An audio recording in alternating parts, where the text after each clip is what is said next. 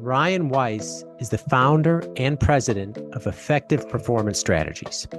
Ryan shares his fascinating entrepreneurial journey from starting his first company at age 15 to working in the corporate world and then pivoting to launch EPS, a firm that helps companies streamline and document their processes to boost efficiency.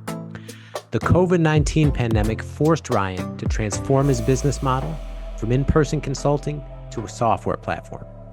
Ryan discusses how siloed departments and lack of process documentation hold many companies back. EPS works with clients to identify pain points, document work streams that span across departments, and engage employees, leading to dramatic improvements in revenue, output, role clarity, and employee well-being. Ryan also previews his upcoming book, Optics, which provides a framework for organizations to examine and optimize their own processes.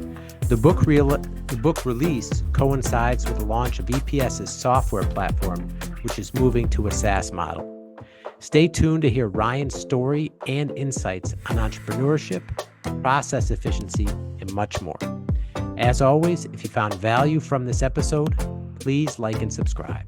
And now here's my conversation with Ryan Weiss. Enjoy. Hello, everyone, and welcome to another episode of the Beyond Fulfillment Podcast. I'm your host, Dave Goulas, and this week, my guest is the president of Effective Performance Strategies, Ryan Weiss. Welcome, Ryan. Thanks for having me on, David. I appreciate it. Yeah, thanks so much for being here. Could you tell everyone what EPS is and how it got started? Yeah, so I first started it really as a consulting company. I left the corporate world about 8 years ago. I had moved 7 times in 17 years to Asia and back a couple of times, and left the corporate world about 8 years ago and started a consulting practice. And of course, at that time, I was on airplanes every week, traveling all over the world. And then COVID hit, and I lost all of those live engagements. And so it really transformed. At the beginning of COVID, we created a software platform. I've got an outsourcing team, like a BPO outsourcing team, to help clients streamline their processes, use the software to document those processes, and then where it makes sense to outsource them to be more effective and efficient. Okay. So COVID really forced you to pivot and create a brand new business model for your firm. Yes, on a very specific day, I can remember the consulting practice was destroyed, and EPS, the system, the optics system I talk about, was formed. And it didn't all happen that one day, but it started the journey. Okay. So going back to like the beginning of your journey, like your corporate career, what was that like, and what led you to make the jump ultimately to consulting? Oh, great question. So really, it even started before my corporate career. I started my first company at 15 years old. So that's going back 30 plus years ago. And my youngest brother still runs that company today. He's grown it into a great organization with 100 some employees now. It's really taken off. And so I had an entrepreneurial spirit from a very young age. That's how I paid my way through college. And then went into the corporate world. And I was growing and learning and doing all these things, but there was part of me that always wanted to be an entrepreneur again. And so after we lived in Philippines, was the last place we lived, we moved back to New Jersey, and then I resigned and started out on this adventure of entrepreneurship. Okay. And so much of your present work too is focused on companies getting effective, streamlining their processes, documenting their processes. Like how did your corporate career shape that? Did you see so many issues that needed to be resolved and a problem you could fix, basically? Yeah, great question. So it really did. My background is very technical, my degrees are in chemistry and finance. So I spent a lot of time in the corporate world, working in the chemical industry, global chemical industry, looking at numbers, looking at chemical formulas, looking at all these things. But what I came to really clearly understand through all of those experiences is that process and technical stuff is only useful if people understand it, perceive it, and use it. And so I really started looking at the people side, and that's really where the concept of optics came from. Is optics has two definitions, the word optics. The first one is the study of light, the physics of light. The second one is the perceptions of people about a situation. And so it's really that intersection of creating great processes that engage people to ultimately fulfill some purpose. And that's really what gets me excited. It's not just about process, but it's about enabling people to do something more effectively and engaging people for efficiencies and improvements and making their work better. Yeah, yeah, and like you said, you have such a technical background. I mean, with your clients that you're training now, and everyone through the firm, like, what are some, because like you said, you have to have your processes documented and streamlined and all that. What are some major, I guess, reasons you see so many companies don't these days? Yeah, I think probably the biggest frustration is that most organizations, maybe I mean a huge majority of organizations that I've even interacted with, not even just clients, they tend to document processes within a department. They document the process for a role or for a department or for a position. And the biggest failure in that is that most work streams, most things that actually happen have to happen across the departments, not just within a department. So it starts out that a company maybe has these, starts out with a product or a service, and it's one or two or three people. And then before long, all of a sudden it's big enough where it's got these departments, and each one starts sort of documenting and creating systems that work for their department. And what optics really does is helps to break down those silos, break down those work streams, and help really work more efficiently and effectively across departments. And I think that's one of the problems that I see in so many organizations, why processes are not well documented, why they're not streamlined, why they're not effective, has to do with people within groups kind of creating their own process that works for them, but that has expectations for other departments and other people. And if it's not done well, it really is just ineffective. And so people just don't follow them over time. Yeah, and do you think it's a bigger problem for companies not having that documented, or that they have it documented but no one's following? Yeah. I think a lot of organizations have some level of documentation, and sometimes it's saved, like back in the old days it was in a binder, now it's on a SharePoint somewhere. Whether or not people can find it, whether or not it's useful, whether or not it's so detailed and so much stuff going on that it's unusable, those are some of the real challenges that I think organizations have. It's like most organizations I work with, we start documenting something, we start looking at a work stream and say, oh yeah, well, we've got this template. And oh yeah, I remember we saved that somewhere. And they like go on this journey of trying to find the documentation. Well, if they can't find it, how likely is it that they're training new people with it or that it's actually being used? And it's really, really low. So helping organizations get more organized, get streamlined, make those handoffs better between departments, that's really where I think we've got a real differentiator in how we're doing this. And kind of diving deeper into your process. So let's say a company's hearing this right now, and executives are listening, and they say, okay, makes sense, right? We need to fix this and document it and streamline it. Like, where do you typically start with a company? Yeah, so typically I like to start with a work stream that's having some problems today. So sometimes it's a sales process or a, sales and operations interaction. Sometimes it's in their finance department, sometimes it's human resource. It may start somewhere with some pain that they're experiencing today. And by documenting that, by working on their first work stream, um, that's really where then it starts to grow into, yeah, we could also do this and we could also do that. And so I've had clients now that started with their first work stream, for example, in human resources, their onboarding process. And we've ultimately documented 37 different work streams within their organization of how their project managers and project engineers work together, or how their human resources and finance team work together. So it can really go across any departments, but starting with a place that's going to have an impact for the team is really, really critical. Because if you start with some process that's not important or doesn't have problems today, people are going to very quickly start asking, why are we even doing this? So you think it's important to get some wins in a key area to establish momentum? Absolutely. Absolutely. Okay. And like going from like a before and after, like when you implement these processes and streamline it, like the example that you're just talking about, what's the impact that that can have on a company? Yeah. So it can have a few really key impacts that we've seen. It's employees, like their personal feelings about their job is one impact. The second one is, and I think for a lot of business owners, they look at it first through the lens of, what's this going to do to my bottom line? I've got a client, manufacturing client here in the Chicagoland area, that we started on this journey about 2 years ago.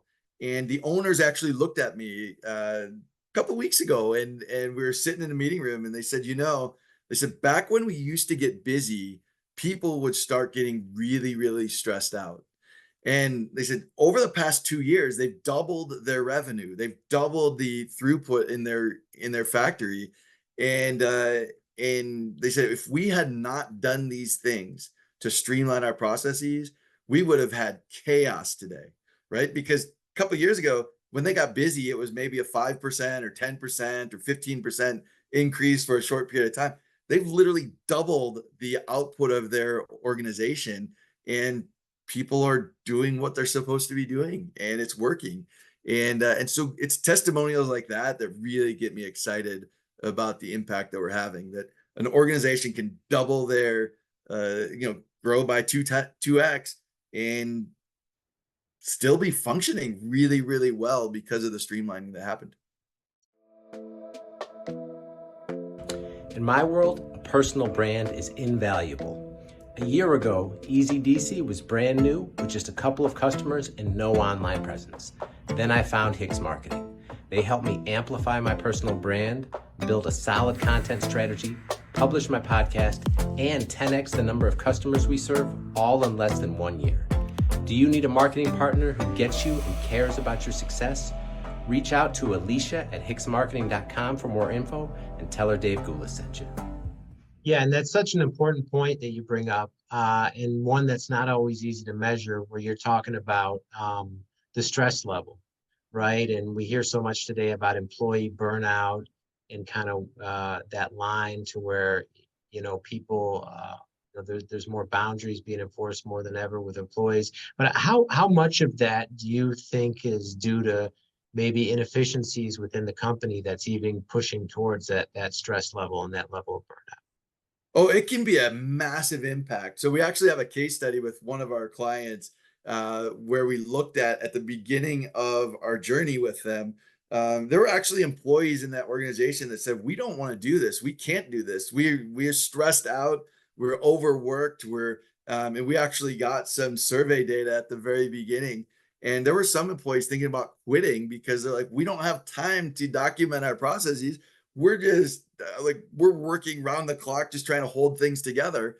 And by doing the documentation, by looking at the work streams, by streamlining these things, we saw a 2x to 3x improvement in the mindset of the employees, and the clarity of their role was like 3x improvement. The work-life balance was dramatically improved. The stress level was dramatically improved. So by going through this and having clear lines of accountability, responsibility, understanding of expectations of the other departments, and documentation of what the actual tasks are that support the work stream, by going through that engagement in 6 months, there was a massive improvement in overall stress level and clarity of people's roles. Wow, that's powerful. All right. So going back to when you started EPS here. So what was it like in the early days when you made the jump from corporate and just growing the business and getting those initial clients? Was that a challenge? That's a great question. I mean, so when I first left the corporate world, I did have a network. I did have some folks that I did some subcontracting for, that I did some work. And so really getting to a point where I could sort of, that transition was softened by that, right? By having some clients lined up initially. But it also delayed the true vision and development and deployment of what I really wanted to do. So I think that that day when I was driving back from one of my last business trips, I was doing them all the time, and I lost every project that I had lined up, gave me that reset that I needed. Like I was literally driving in the car for 5 hours and every project was canceled. And I kept getting these phone calls like, all right, we're not going to be doing this anymore. We don't have visitors in our plant or whatever. It really killed what we were doing, but it also gave me that reset that I needed to enable the software platform development and the outsourcing processes and all the other things, and really reinvigorated kind of that client journey that we were looking to create.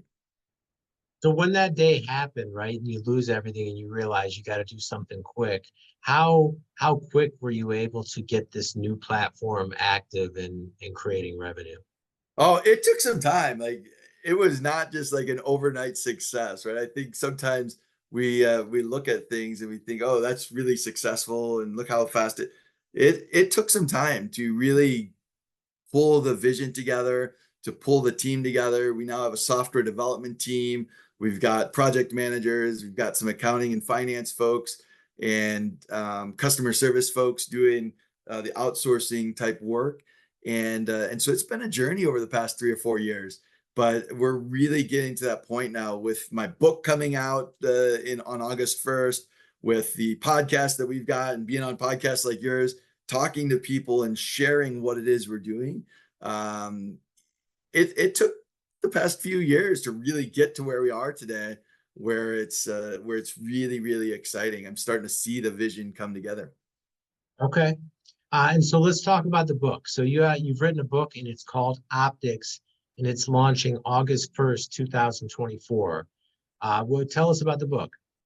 Yeah, so the book really helps folks to look at and understand more about their process and about the pain that they may be experiencing, and helps people walk through that journey of why do they feel the way they feel, like why are they having this pain in their organization as your organization grows, and these departments, those handoffs, those frustrations that are happening, what optics is and how it works. So helping people to be able to, they really don't need a consultant to come in and do all these things. Our software platform is very quickly going to be software as a service, so people will be able to implement this on their own, and not need someone like me to come in and do all these things. Kind of gives a step-by-step process to enable them to self-implement if they'd like to. And of course, our team is always available to support wherever it's needed, but also to enable that self-service type of concept. Okay, so you're moving to a SaaS model. You say people can sign up and implement this. What type of companies are you serving? What size? Yeah. So most of our companies today, most of our clients today are in the 5 million to 70 million in revenue size. So most of our clients today are, I would, I mean, so really what we're looking at is the ability for even smaller companies, more in the startup mode or in that really early growth mode, to be able to self-implement with the book, with the SaaS platform, with those type of things. But most of our clients today, I would say, are in the 5 million to 70 million in revenue range. A lot of them are construction companies, distribution companies, rental agencies, manufacturing. So we've got a pretty broad variety of the types of companies that we serve. Typically, it's companies that have some departments, some handoffs that need to happen. And I'm often reminded of a book I saw years ago and I purchased, called "What Got You Here Won't Get You There." Companies that have reached a transition, a turning point of, wow, we've got these frustrations, we've grown so much, and we don't have things streamlined, and we need to take a look at that, are really at that point where this can help them to succeed. Okay.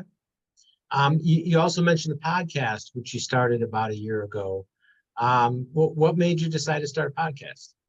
Yeah, so I was kind of resistant to it. I wasn't really sure what I was going to talk about. I wasn't, people told me that for a while that I should be considering it, and I was kind of resistant to it. But what started the journey for me, what really was the trigger that to lead me down that path was the there's all this AI generated content in marketing, and there's all these things going on. And the podcast for me really was about interviewing great people. So I appreciate being on your podcast. It's about engaging with great people, learning about what their success was, how they see people and process, what challenges they've had, how they've overcome those things to share with a broader audience. So for me, I think there's two really big benefits. One is meeting amazing people and having these types of conversations. The second one, of course, is to share their wisdom and insights with an audience. And I think that those two things together, as I started really seeing that and understanding that, that's really what propelled me to get more involved in the podcasting world. Okay. And then you've put out 50 some episodes in the past year, so clearly been very consistent. What do you think is the biggest lesson that you've learned since you've been doing the podcast? Yeah, I think the lesson I've learned the most, and it's related to the book, to the podcast, to my business journey, is it's all about learning, growing consistently, and just continuing to improve. That first podcast episode I did, I was like, I didn't really know what I was doing. I'm like, I'm gonna interview somebody, let's figure this out. And but along the way, we've refined and streamlined our podcasting process and the way that we do it. And I've gotten more comfortable with having those conversations and asking questions. So I think it's very much like going to the gym and working out. Um, Going and doing that consistently will lead to results. Writing a book, this is actually my second book. My first book, I'm not as excited about. This second book, I'm super excited about. I took the learnings from that first book, the first business that I started, and the hiccup we had during COVID. Like, all of those things have turned into these learnings that keep us moving forward. And I think that's the biggest thing. It's consistency, quality, and just continuing to do it. Well said. Also, recently you received an incredible honor. You were named as one of USA Today's top 10 emerging entrepreneurs. Can you tell us how that came about? Yeah, so I think along the journey, there there's a few things that come along. One is you've got to create a good product, you've got to create a good service, and the second thing is you've got to market it. And as a process person, as a technical person, I often operate very much in, let's create an amazing product that works amazingly well. But I started realizing that in order to be an entrepreneur, I also had to get out there and be publicizing and working on and promoting the things that we're doing. And so working with PR agencies and working with organizations to help put the word out about what we were doing was uncomfortable for me. But I also realized this is very important. As an entrepreneur with a vision, it's not just about creating a great product. We've got to also share that vision to the world and really promote it. And so working with PR agencies, working with folks to start putting that vision together and putting it out there has been really an exciting part of the journey that was uncomfortable at first, but it's becoming more and more comfortable with the podcast and with recognitions like that with USA Today and things like that. Okay. And man, what was it like when you found out? Because that's there's a select group on that list, and they obviously they publicize that very well. What was that like?